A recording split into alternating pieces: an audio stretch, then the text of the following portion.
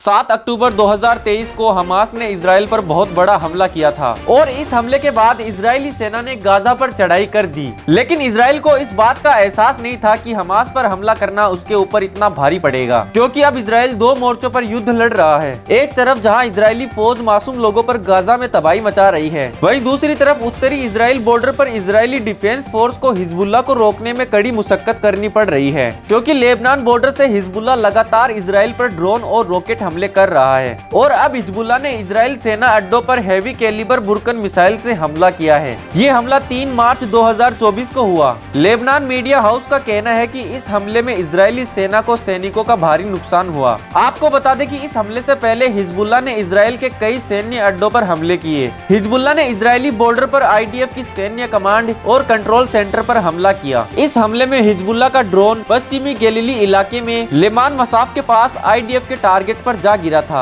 इसके अलावा हिजबुल्लाह के लड़ाकों ने इजरायली सेना के जमावड़े पर भी जल अल अलाम मिलिट्री बेस पर हमला किया था, जिसमें इजराइल के कई सैनिक घायल हुए थे। वहीं अगर आईडीएफ के हिजबुल्लाह पर हमलों की बात की जाए तो इन मामलों में आईडीएफ काफी आगे है। 7 अक्टूबर 2023 के हमले के बाद अभी तक इजरायली हमलों में हिजबुल्लाह के 171 से ज्यादा लड़ाके मारे गए हैं। इसमें हिजबुल्लाह के कई बड़े कमांडरों का नाम भी शामिल है। इसके अलावा आईडीएफ ने अपनी एयर स्ट्राइक में लेबनान में घुसकर हमास के कई बड़े कमांडरों को मार गिराया। इनमें सबसे बड़ा नाम हमास के पॉलिटिकल ब्यूरो के चीफ सालेह अल अरोरी का आता है, जिसे इजरायली सेना ने 3 जनवरी 2024 को लेबनान की राजधानी बेरूट में मार गिराया।